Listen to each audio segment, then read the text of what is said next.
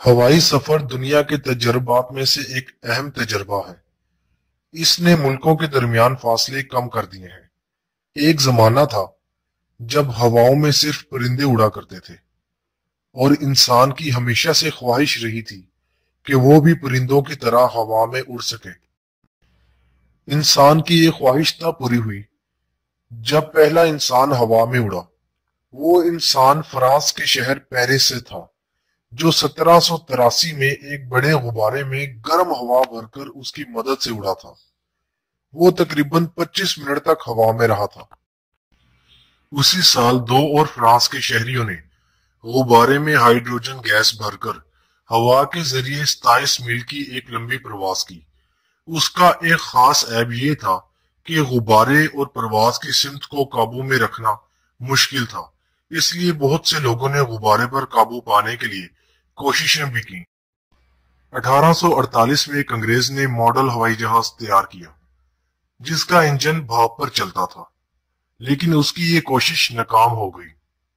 1852 میں ایک فرانس کے رہنے والے نے بہت کم رفتار والا صرف 5 میل فی گھنٹہ کی رفتار سے اڑنے والا ہوائی جہاز تیار کیا۔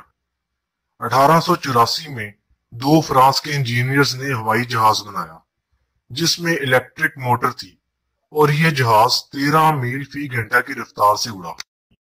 1896 میں امریکی انجینئر نے ایک جہاز بنایا جو کہ 3200 فٹ کی اونچائی پر 30 میل فی گھنٹہ کی رفتار سے اڑا تھا۔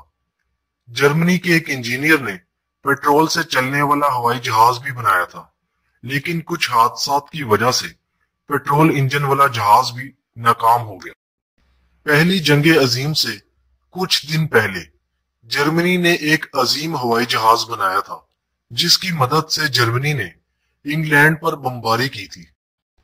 پہلی جنگ عظیم سے پہلے ہوا بازی کو اتنی اہمیت نہیں دی گئی کیونکہ ہوا میں اڑنے کو ایک خطرناک کھیل سمجھا جاتا تھا، لیکن جنگ عظیم اول کے دوران جرمن جنگی جہازوں نے انگلینڈ میں بڑی تباہی مچائی۔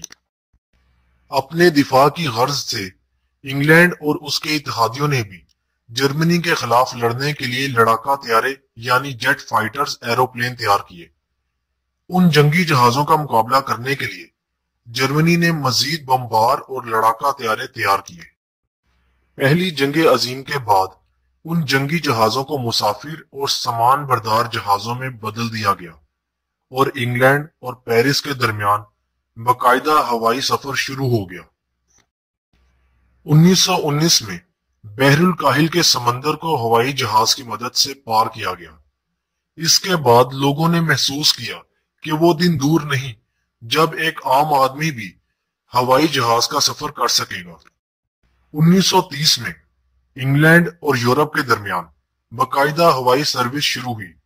اس وقت تک جرمنی ہوائی جہاز کی صنعت میں سب سے آگے نکل چکا تھا، لیکن اس کی صنعت کو زوال تب آیا جب 1939 میں اس کے دو بڑے جہاز ہوا میں تباہ ہو گئے۔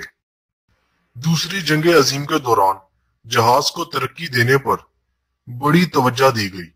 جہاز کی رفتار کو مزید تیز کیا گیا۔ جیٹ کی ایجاد کے بعد ہوائی سفر مزید آسان ہو گیا۔ اب جہاز 500 کلومیٹر فی گھنٹہ کی رفتار سے اڑ سکتے تھے۔ اس کے بعد اتنے تیز ہوائی جہاز بنائے گئے جن کی رفتار 1000 کلومیٹر فی گھنٹہ سے بھی اوپر تھی۔ ریڈار کی ایجاد کے بعد ہوائی سفر مزید محفوظ اور قابل اعتماد ہو گیا۔ ریڈار کی مدد سے پائلٹ اپنے ارد گرد کی جگہ کو دھند اور خراب موسم میں بھی جان سکتا ہے۔ یہ توقع کی جا سکتی ہے کہ ہوائی جہاز کی رفتار کو مزید بہتر بنایا جا سکتا ہے اور ہوائی سفر مزید تیز سے تیز ترین ہو سکتا ہے۔